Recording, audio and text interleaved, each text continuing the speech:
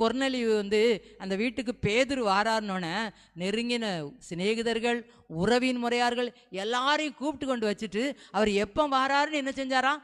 காத்துக்கிட்டு இருந்தாராம். அவர் காலில் விழுந்து பணிந்து கொள்றாராம். பணிந்து கொண்டு என்ன சொன்னாரு? ஆண்டவர் உங்களுக்கு என்னெல்லாம் சொல்றாரோ அத்தனை எங்களுக்கு சொல்லுங்க, அவ்வளோத்தையும் நாங்கள் கேட்கறதுக்காக தான் கூடி வந்திருக்கோம்னு சொல்லி விருப்பத்தோடு வாஞ்சையோடு கொண்டு போனார். அதுபோல இந்த குடும்ப தியான முகாமிலே நாமும் விருப்பத்தோடு வாஞ்சையோடு ஆசீர்வாதத்தை பெற்றுக்கொள்வோங்கிற நம்பிக்கையோடு நம்ம கலந்துக்கலாம். ஆண்டவர் இந்த 35வது குடும்ப தியான முகாமை நீங்களே ஆசீர்வதிங்கப்பா, நீங்களே போதித்து நடத்துங்கப்பா, நீங்களே பேசுங்கப்பா. ஒவ்வொரு பாடல் வேலையை பொறுப்படுத்திக் கொள்ளுங்க, துதி வேலையை பொறுப்படுத்திக் கொள்ளுங்க.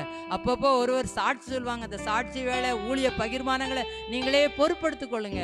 ஒவ்வொருவருடைய ஆண்டவரே செய்திகளை நீங்களே பேசுங்கப்பா.